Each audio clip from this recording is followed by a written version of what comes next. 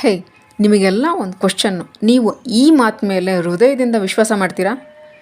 ನೀವು ವರ್ಷ ಪೂರ್ತಿ ದುಡಿಮೆ ಮಾಡೋದನ್ನು ಕೇವಲ 30 ದಿನದೊಳಗೆ ದುಡಿಮೆ ಮಾಡಬಹುದು ಅಂದರೆ ತುಂಬ ಜನಗಳು ಈ ಮಾತಿಗೆ ನಗ್ತಾರೆ. ಮತ್ತು ತಕ್ಷಣ ಹೇಳ್ತಾರೆ, ಅರೆ ಓಹೋ ಹೋ ಹೋ ಹೋ, ಏನು ಹೇಳ್ತಾ ಇದ್ದೀರಾ ಬಾಬ್ ಪ್ರಾಕ್ಟರ್, ಇದಂತೂ ಫುಲ್ ಅಸಾಧ್ಯ, ಅಸಂಭವ ಅಂತ.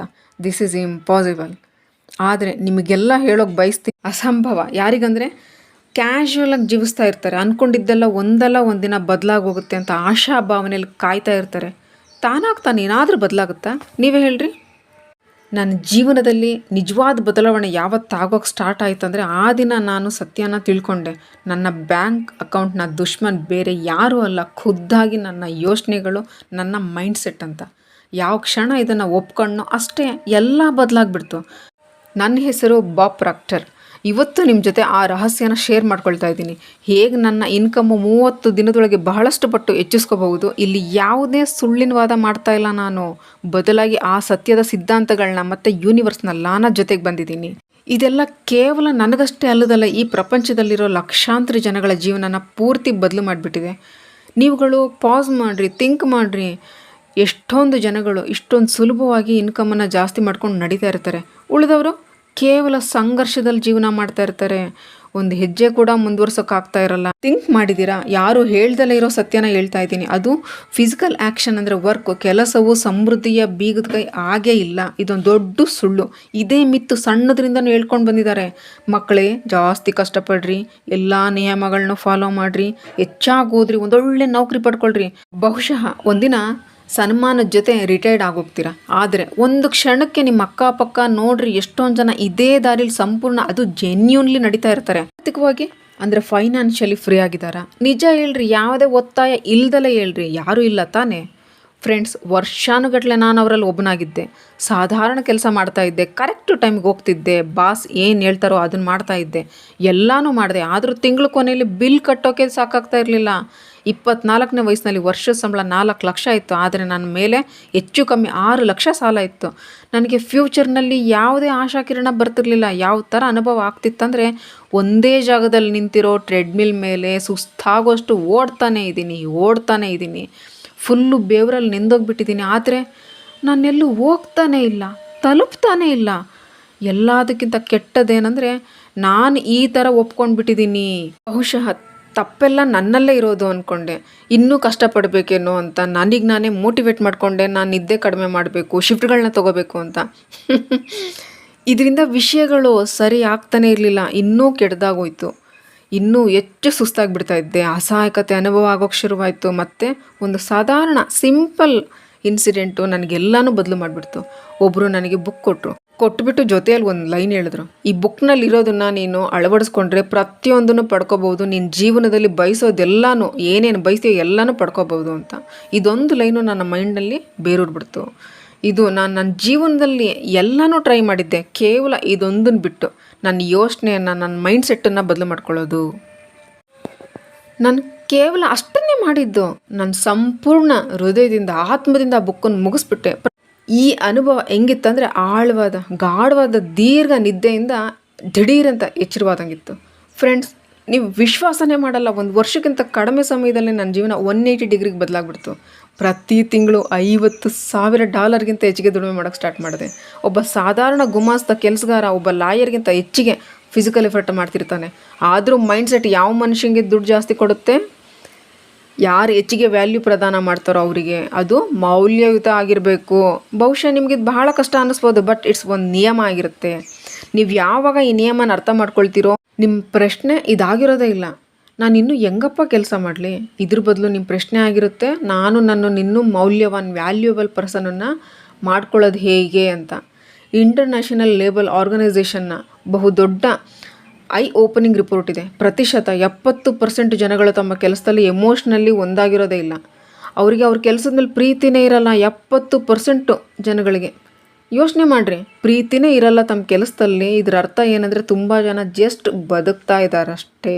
ಒಂದು ರೋಬೋಟ್ನ ಥರ ಹೇಳ್ತಾರೆ, ಕೆಲ್ಸಕ್ಕೆ ಹೋಗ್ತಾರೆ, ಬರ್ತಾರೆ, ತಿಂತಾರೆ, ಮಲಗ್ತಾರೆ, ಮತ್ತು ಮುಂದಿನ ದಿನವೂ ಇದೇ ರಿಪೀಟು. ಜಸ್ಟ್ ಜೀವನ ಮಾಡ್ತಿದ್ದಾರಷ್ಟೇ, ಬದುಕಿಲ್ಲ, ಬರೀ ಕೆಲಸ ಮಾಡ್ತಾ ಇದ್ದಾರೆ. ವೀಕೆಂಡ್ ಕಾಯ್ತಾ ಇರ್ತಾರೆ. ಓ ನಡಿಯಪ್ಪ ವೀಕೆಂಡ್ನಲ್ಲಿ ಸ್ವಲ್ಪನಾದ್ರೂ ಆರಾಮಾಗಿ ರಿಲ್ಯಾಕ್ಸ್ ಆಗೋಣ ಅಂತಾರೆ. ಇನ್ನು ನೀವೇ ಹೇಳ್ರಿ, ಈ ಆಳವಾದ ಎಮೋಷನ್ನೇ ಇಲ್ದಲೆ, ಅವರ ಧ್ಯೇಯ ಪ್ಯಾಷನ್ನೇ ಇಲ್ದಲೆ ಆ ಮನುಷ್ಯ ಹೇಗೆ ತಾನೇ ಅಬ್ಬಂಡೆನ್ಸ್ ಸುಖ ಸಮೃದ್ಧಿನ ಪಡ್ಕೊಳಕ್ಕೆ ಸಾಧ್ಯ ಅಂತ. ಇದು ಖಂಡಿತ ಅಸಾಧ್ಯ, ಅಸಂಭವ ಆಗಿರುತ್ತೆ. ಸ್ವಲ್ಪ ಸಮಯಕ್ಕೆ ನೀವು ಹೆಚ್ಚಿಗೆ ದುಡಿಮೆ ಮಾಡ್ಬೋದು, ಸುಸ್ತಾಗೋದು ಮತ್ತು ಬರ್ನೌಟು ನಿಮ್ಮನ್ನು ಕೆಳಗೆ ಬೀಳಿಸುತ್ತೆ. ಯಾಕಂದರೆ ಯಾವ ವಿಷಯ ಹೃದಯದ ಆಳದಿಂದ ಬಂದಿರಲ್ವೋ ಅದು ಬಂದ ಮೇಲೆ ಬಹಳ ದಾಹ ತರಿಸುತ್ತೆ. ವಿಷಯ ಪಾಯಿಂಟ್ ಏನಪ್ಪ ಅಂತಂದರೆ, ಇದನ್ನೆಲ್ಲ ಕೇಳಿಸ್ಕೊಳ್ಳೋದನ್ನು ನಿಲ್ಲಿಸ್ಬೇಕಾಗುತ್ತೆ. ಈಗ ನಾನು ಏನು ಮಾಡಬೇಕು, ನೀವು ಇದನ್ನು ಕೇಳಿಸ್ಕೊಳ್ಳೋಕ್ಕೆ ಶುರು ಮಾಡಬೇಕಾಗುತ್ತೆ. ಯಾವ ಥರ ಮನುಷ್ಯ ಆಗೋಕ್ಕೆ ಬಯಸ್ತೀನಿ ಅಂತ. ಈಗ ಈ ಕ್ಷಣದಲ್ಲಿ ಏನೆಲ್ಲ ನಿಮ್ಮ ಹತ್ರ ಇದೆ, ನಿಮ್ಮ ಇನ್ಕಮ್ ಆಗಿರ್ಬೋದು, ನಿಮ್ಮ ರಿಲೇಷನ್ನು, ನಿಮ್ಮ ಹೆಲ್ತು, ಸೀದಾ ಹೇಳ್ಬೇಕಂದ್ರೆ ನಿಮ್ಮ ವರ್ತಮಾನದ ನಾನು, ಪ್ರೆಸೆಂಟ್ನ ಆಯಾಮ್ನ ಪರಿಣಾಮ ಆಗಿರುತ್ತೆ. ನಿಮಗೇನಾದರೂ ಚೇಂಜ್ ಆಗಬೇಕಂದ್ರೆ ಹಳೆ ಪರಿಚಯ, ಹಳೆ ಅಭ್ಯಾಸ, ಹಳೆ ಯೋಚನೆಗಳು, ಹಳೆ ಮನುಷ್ಯನಾಗಿದ್ದು ಯಾವುದನ್ನು ಪಡ್ಕೊಳಕ್ಕಾಗಲ್ಲ. ನೀವು ಜೋಳದ ಬೀಜ ಬಿತ್ತಿ ಗುಲಾಬಿ ಹೂವನ್ನ ಕೀಳೋಕ್ಕಾಗಲ್ಲ. ನನಗೊಬ್ಬ ಯುವಕ ನೆನಪಾಗ್ತಾನೆ. ತುಂಬ ನಿರಾಶೆಯಲ್ಲಿದ್ದ. ಹೇ ಬಾಬ್, ನಾನು ಬಹಳ ಕಷ್ಟಪಡ್ತೀನಿ, ಎಲ್ರಿಗಿಂತ ಮುಂಚೆನೇ ಆಫೀಸ್ನಲ್ಲಿ ಫಸ್ಟ್ ಇರ್ತೀನಿ, ಸಂಜೆ ಬಹಳ ಲೇಟಾಗಿ ಮನೆಗೆ ಹೋಗ್ತೀನಿ, ಆದರೆ ಅರ್ಥನೇ ಆಗ್ತಾಯಿಲ್ಲ ನಾನು ಮುಂದೆ ಏಳಿಗೆ ಯಾಕೆ ಆಗ್ತಾಯಿಲ್ಲ ಅಂತ. ನಾನು ಸಿಂಪಲಾಗಿ ಒಂದು ಕ್ವಶನ್ ಕೇಳಿದೆ, ಪ್ರತಿದಿನ ಏನಾದರೂ ಹೊಸದನ್ನು ಕಲಿಯೋಕ್ಕೆ ಓದ್ತಾ ಇದೆಯಾ? ಅವನು ನನ್ನ ಹತ್ರ ಇದಕ್ಕೆಲ್ಲ ಟೈಮೇ ಇಲ್ಲ ಅಂದ. ಮತ್ತು ನಾನು ಕೇಳಿದೆ, ಹೋಗಲಿ, ನಿನಗಿಂತ ಬೆಟರ್ ಆಗಿರೋರು, ಅವರಿಂದ ಎಲ್ಲರೂ ಇನ್ಸ್ಪೈರ್ ಆಗಿರ್ತಾರೆ, ಕಲಿತಾ ಇರ್ತಾರೆ. ಅವರು ನೀನೀಗ ಮುಟ್ಟಬೇಕು ಅಂದ್ಕೊಂಡಿರೋ ಗುರಿನ ಆಗಲೇ ಮುಟ್ಟಿರ್ತಾರೆ. ಅವ್ರ ಜೊತೆ ನೀನು ಹೊಂದ್ಕೊಂಡಿದ್ಯಾ, ಮಿಂಗಲ್ ಆಗಿದೆಯಾ? ಅವನು ಹೇಳ್ತಾನೆ, ನನಗಿಲ್ಲಿ ಯಾರೂ ಗೊತ್ತಿಲ್ಲ, ಅವರಿಗೂ ನಾನು ಯಾರು ಅಂತ ಗೊತ್ತಿಲ್ಲ ಅಂತ.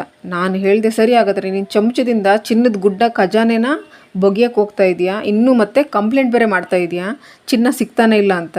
ಚಿನ್ನ ಅಲ್ಲೇ ಇದೆ, ಕೇವಲ ನೀನು ಕರೆಕ್ಟ್ ಪಾಯಿಂಟು, ಕರೆಕ್ಟ್ ಟೂಲ್ಸನ್ನು ಬಳಸಬೇಕಷ್ಟೇ. ಫ್ರೆಂಡ್ಸ್, ನಿಮ್ಮ ಹತ್ರ ಮೋಸ್ಟ್ ಪವರ್ಫುಲ್ ವೆಪನ್ ಅಂದರೆ ನಿಮ್ಮ ಮೈಂಡ್ ಆಗಿರುತ್ತೆ. ಇದು ಎಲ್ಲದಕ್ಕಿಂತ ಕ್ರೂರವಾಗಿರೋ ಜೈಲ್ ಕೂಡ ಆಗ್ಬಹುದು, ಇಲ್ಲ ನಿಮ್ಮನ್ನು ಫ್ರೀಡಮ್ನ ಕೀಲಿ ಕೈ ಕೂಡ ಆಗ್ಬೋದು. ಕೇವಲ ಈ ಮಾತಿನ ಮೇಲೆ ನಿರ್ಧಾರ ಆಗಿರುತ್ತೆ ನೀವು ಪ್ರತಿದಿನ ಇದರಲ್ಲಿ ಏನಾಗ್ತೀರಾ ಅಂತ. ಟ್ರೂಲಿ ಈ 30 ದಿನದಲ್ಲಿ ನಿಮ್ಮ ಆರ್ಥಿಕ ಜೀವನ ಬದಲು ಮಾಡ್ಕೊಳ್ಳೋಕ್ಕೆ ಇಚ್ಛೆ ಪಡ್ತೀರಾ? ಎಲ್ಲದಕ್ಕೂ ಕಷ್ಟಪಡೋದೊಂದೇ ದಾರಿ, ಅದೇ ಇರೋದು ಉತ್ತರ ಅಂತ ಯೋಚನೆ ಮಾಡೋದನ್ನು ಇವತ್ತೇ ಈಗಲೇ ನಿಲ್ಲಿಸ್ಬೇಕಾಗುತ್ತೆ. ಎಲ್ಲದಕ್ಕೂ ಉತ್ತರ ಇದಾಗಿರಲ್ಲ. ನಿಜವಾದ ಉತ್ತರ ನಿಮ್ಮ ಬಗ್ಗೆ ನೀವು ಏನು ವಿಶ್ವಾಸ ಮಾಡ್ತೀರಾ, ನಿಮ್ಮ ಕಣ್ಣಲ್ಲಿ ನಿಮಗೇನು ವ್ಯಾಲ್ಯೂ ಇದೆ. ನಿಮ್ಮ ಈ ದೃಢ ನಿಶ್ಚಯನೇ ಹಳೆ ಯೋಚನೆ ಬಿಟ್ಟು ಹೊಸ ಮಾನಸಿಕವಾಗಿ ಒಂದು ಅಬಂಡೆನ್ಸ್ ಮೈಂಡ್ಸೆಟ್ಟನ್ನು ಕ್ರಿಯೇಟ್ ಮಾಡ್ತೀರಾ. ಕಡಿಮೆಯಲ್ಲಿರೋ ಯೋಚನೆ ಬಿಟ್ಟು ಪ್ರಚಲಿತ ಯೋಚನೆನ ಕ್ರಿಯೇಟ್ ಮಾಡ್ತೀರಾ. ನಿಮ್ಗೆ ಈ ಥರ ಟ್ರೈನ್ ಮಾಡಿಬಿಟ್ಟಿದ್ದಾರೆ ವಿಶ್ವಾಸ ಮಾಡೋಕ್ಕೆ, ದುಡ್ಡಿಗಾಗಿ ಕಷ್ಟಪಡಬೇಕು, ಸಂಘರ್ಷ ಪಡಲೇಬೇಕು ಅಂತ. ಆದರೆ ನಿಮಗೆಲ್ಲ ಇದನ್ನು ತಿಳಿಸೋಕೆ ಇಷ್ಟಪಡ್ತೀನಿ. ನೀವು ದುಡ್ಡನ್ನು ಅಟ್ರಾಕ್ಟ್ ಮಾಡ್ಬೋದು, ನೀವು ಪ್ರಾಸ್ಪ್ಯಾರಿಟಿನ ಕ್ರಿಯೇಟ್ ಮಾಡಬಹುದು. ಲಾ ಆಫ್ ಅಟ್ರಾಕ್ಷನ್ ಇದನ್ನೇ ಹೇಳುತ್ತೆ. ನೀವು ಯಾವ ಥರ ಪ್ರಪಂಚನ ಕ್ರಿಯೇಟ್ ಮಾಡಬಹುದು ಅಂದರೆ ನಿಮ್ಮ ಒಳಗಿನ ಧ್ವನಿ ಹೊರಗಿನ ಬೆಲೆಯನ್ನು ದರ್ಶನ ಮಾಡಿಸುತ್ತೆ. ಜಸ್ಟ್ ಒಂದು ಸಿಂಪಲ್ ತೀರ್ಮಾನದಿಂದ ಶುರುವಾಗುತ್ತೆ. ಟ್ರೆಡ್ಮಿಲ್ ಮೇಲೆ ಓಡೋದನ್ನು ನಿಲ್ಲಿಸಬೇಕು ಮತ್ತು ಖುದ್ದಾಗಿ ನೀನು ದಾರಿನ ಸೃಷ್ಟಿ ಮಾಡ್ಕೊಳ್ಳೋಕ್ಕೆ. ಎಲ್ಲದಕ್ಕೂ ಅಡ್ಡಿ ಅಂದರೆ ಫೈನಾನ್ಷಿಯಲ್ ನೀಡು. ಎಲ್ಲದಕ್ಕಿಂತ ರಿಲ್ಯಾಕ್ಸ್ ನಿಮಗೆ ಆರ್ಥಿಕ ಸ್ವಾತಂತ್ರ್ಯ ಫೈನಾನ್ಷಿಯಲ್ ಫ್ರೀಡಮ್ನಿಂದ ಮಾತ್ರ ಸಿಗೋದು. ನಿಮಗೆ ಬುದ್ಧಿ ಕಡಿಮೆ ಇರಲ್ಲ, ಅವಕಾಶಗಳು ಕಡಿಮೆ ಇರಲ್ಲ. ಇದೆಲ್ಲ ನಿಮ್ಮ ಸೆಲ್ಫ್ ಇಮೇಜ್ನ ಬಲೆ ಆಗಿರುತ್ತೆ. ಒಬ್ಬ ಶಾಂತ, ಹೆಚ್ಚು ಕಮ್ಮಿ ಅದೃಶ್ಯ ಆತ್ಮ ಪದೇ ಪದೇ ನಿಮ್ಮ ಕಿವಿಯಲ್ಲಿ ಹೇಳ್ತಾ ಇರುತ್ತೆ, ಇದು ನಿನಗಾಗಲ್ಲ, ನೀನು ಇದಕ್ಕೆ ಲಾಯಕ್ಕಲ್ಲ, ನೀನು ಈ ಥರದ ವ್ಯಕ್ತಿನೇ ಅಲ್ಲ. ಈ ಥರದ ಮಾತುಗಳು ತುಂಬ ಜನಗಳು ಅರ್ಥ ಮಾಡ್ಕೊಳ್ಳೋದೇ ಇಲ್ಲ, ಅಟ್ಲೀಸ್ಟ್ ಕೇಳಿಸ್ಕೊಳ್ಳೋಕ್ಕೂ ಹೋಗಲ್ಲ. ನಾನು ಕೂಡ ಒಳಗಿನಿಂದ ನನ್ನ ಬಗ್ಗೆ ನಾನು ಓದಿಲ್ಲ, ಬರ್ದಿಲ್ಲ, ನಿರಾಶೆ ಹುಡುಗ ಅಂತ ತಿಳ್ಕೊಂಡಿದ್ದೆ. ಇದೇ ನೆರಳು ಟ್ರೂಲಿ ಸೆಲ್ಫ್ ಇಮೇಜ್ನ ಸೆಂಟ್ರ್ ಪಾಯಿಂಟ್ ಆಗಿತ್ತು. ಎಲ್ಲಿವರೆಗೆ ಇದು ಬದಲಾಗಲಿಲ್ವೋ ಅಲ್ಲಿವರೆಗೂ ಏನಂದರೆ ಏನು ಕೂಡ ಬದಲಾಗಲಿಲ್ಲ. ಇದೆಲ್ಲ ಯಾವಾಗ ಆಯ್ತಂದರೆ ಯಾವಾಗ ನಾನು ಆಳವಾದ ಯೋಚನೆಯನ್ನು ತಿಳ್ಕೊಂಡೆ, ಯಾವುದನ್ನು ಸೆಲ್ಫ್ ಇಮೇಜ್ ಅಂತೀವಲ್ಲ ಅದನ್ನು ತಿಳ್ಕೊಂಡೆ. ಅದೇ ವಾಯ್ಸನ್ನು ನನ್ನ ಪ್ರಜ್ಞೆ ಮತ್ತು ಅವೇರ್ನೆಸ್ಸಿಂದ ಮಾಡೋಕ್ಕೆ ಶುರು ಮಾಡಿದೆ. ನನ್ನ ಜೀವನ ಜಾದೂ ಥರ ಬದಲಾಗೋಯ್ತು. ಸತ್ಯ ಹೇಳ್ತಾ ಇದ್ದೀನಿ, ಯಾಕಂದರೆ ಸತ್ಯ ಯಾವಾಗಲೂ ಸರಳವಾಗಿರುತ್ತೆ, ಅಷ್ಟೇ ಪವರ್ಫುಲ್ ಕೂಡ. ಯಾವತ್ತಿಗೂ ಅಷ್ಟೊಂದು ದುಡ್ಡನ್ನು ದುಡಿಮೆ ಮಾಡೋಕ್ಕಾಗಲ್ಲ. ನೀವು ಅದಕ್ಕೆ ಯೋಗ್ಯ ಅಂದ್ಕೊಂಡಿಲ್ಲ ಅಂದಾಗ ನಿಮ್ಮ ಬ್ಯಾಂಕ್ ಅಕೌಂಟು ನೀವೇನು ನಿಮ್ಮೊಳಗೆ ಕೊಡ್ತಿರೋ ಆ ಮೌಲ್ಯ, ಆ ವ್ಯಾಲ್ಯೂವಿನ ಹೊರಗಿನ ಪ್ರತಿಬಿಂಬ ಆಗಿರುತ್ತೆ. ಸೆಲ್ಫ್ ಇಮೇಜ್ ಒಂದು ಆಂತರಿಕ ಥರ್ಮೋಸ್ಟೇಟ್ ಥರ ಕೆಲಸ ಮಾಡ್ತಾ ಇರುತ್ತೆ. ಆದರೆ ಇದು ಒಂದು ಸೀಮಿತ ಆಯ್ಕೆಯಲ್ಲಿ ಸೆಟ್ ಆಗಿರುತ್ತೆ. ಏನಾದರೂ ಆಗಿರಲಿ, ನೀವು ಯಾವಾಗಲೂ ಅಲ್ಲಿ ತಿರುಗಿ ಇಲ್ಲಿ ತಿರುಗಿ ಸುತ್ತಿ ಅದೇ ಜಾಗಕ್ಕೆ ಬಂದು ಸುಸ್ತಾಗಿ ನಿಂತ್ಕೊಂಡ್ಬಿಡ್ತೀರಾ. ಸ್ವಲ್ಪ ಸಮಯಕ್ಕೆ ಹೆಚ್ಚಿಗೆ ದುಡಿಮೆ ಮಾಡ್ಕೋಬಹುದು. ಲಾಟ್ರಿ ಗೆದ್ದವರು ಇಲ್ಲ ಕಿಲಾಡಿಗಳು ಬೇಗ ಶ್ರೀಮಂತರಾಗಿಬಿಡ್ತಾರೆ. ಆದರೆ ಆಂತರಿಕ ಶಕ್ತಿ, ಸಬ್ ಕಾನ್ಷಿಯಸ್ ಮೈಂಡ್ ಇನ್ನೂ ಕಡಿಮೆ ಸ್ಥಿತಿಯಲ್ಲಿ ಪ್ರೋಗ್ರಾಮ್ನಲ್ಲಿದ್ದರೆ ಎಲ್ಲವನ್ನು ಕಳ್ಕೊಂಡ್ಬಿಡ್ತಾರೆ. ಇದೇ ಕಾರಣಕ್ಕೆ 70% ಲಾಟ್ರಿ ಗೆದ್ದವರು ಬೇಗನೆ ಬಡತನಕ್ಕೆ ಬಂದುಬಿಡ್ತಾರೆ. ಯಾಕಂದರೆ ಅವರು ಇಷ್ಟು ದಿನ ಬೆಳೆಸ್ಕೊಂಡು ಬಂದಿರೋ ಮೈಂಡ್ಸೆಟ್ಟು ಸಂಭಾಳಿಸೋ ಕಲೆನೇ ಕಲ್ತಿರಲ್ಲ, ರೆಡಿ ಇರಲ್ಲ. ಸಣ್ಣದ್ರಿಂದನೇ ಇದೆಲ್ಲ ರೂಪುಗೊಳ್ಳೋಕ್ಕೆ ಶುರು ಆಗಿರುತ್ತೆ. ಮಾಮೂಲಿಯಾಗಿ ಕೇಳ್ತಿರ್ತೀವಲ್ಲ, ದುಡ್ಡು ಗಿಡದಲ್ಲಿ ಬೆಳೆಯುತ್ತಾ? ಅಯ್ಯೋ ದೇವ್ರೆ, ಈ ಜೀವನ ಎಷ್ಟು ಕಷ್ಟನಪ್ಪ, ಓಹೋ ಒಂದು ಪಡ್ಕೋಬೇಕಂದ್ರೆ ಬಹಳ ಕಷ್ಟಪಡಲೇಬೇಕು. ಅದು ಅಲ್ಲದೆ ದುಡ್ಡೆಲ್ಲ ಬರೀ ಶ್ರೀಮಂತರ ಹತ್ರನೇ ಇರುತ್ತೆ, ಅವ್ರ ಹತ್ರ ಮಾತ್ರ ಇರುತ್ತೆ. ಈ ಮಾತುಗಳನ್ನೆಲ್ಲ ನಮ್ಮ ಅವಚೇತನದ ಮನಸ್ಸು ತನ್ನ ಮೈಂಡ್ನಲ್ಲಿ ಆಳವಾಗಿ ಪ್ಲ್ಯಾಂಟ್ ಮಾಡಿಬಿಟ್ಟಿರುತ್ತೆ. ಮತ್ತು ಸಮಯಾನುಸಾರ ಇದೆಲ್ಲ ನಿಜ ಅಂತ ನಂಬೋಕೆ ಶುರು ಮಾಡಿಬಿಡುತ್ತೆ. ನೀವು ಕೂಡ ವಿಶ್ವಾಸ ಮಾಡೋಕೆ ಸ್ಟಾರ್ಟ್ ಮಾಡಿಬಿಡ್ತೀರಾ, ದುಡ್ಡು ಶ್ರೀಮಂತರುಗಳ ಹತ್ರ ಮಾತ್ರ ಇರುತ್ತೆ, ಅವರೆಲ್ಲ ಎಷ್ಟು ಕ್ರೂರವಾಗಿರ್ತಾರೆ, ಸುಖ ಸಮೃದ್ಧಿ ಪಡ್ಕೊಳ್ಳೋಕೆ ಎಷ್ಟೊಂದು ವಿಷಯಗಳನ್ನ ತ್ಯಾಗ ಮಾಡಬೇಕಾಗುತ್ತೆ. ಇದಕ್ಕಿಂತ ಇನ್ನೂ ಹೆಚ್ಚಂದರೆ ತನ್ನೊಂದು ತಾನು ವಿಕ್ಟಿಮ್ ಥರ ನಂಬೋಕೆ ಶುರು ಮಾಡ್ತಾರೆ.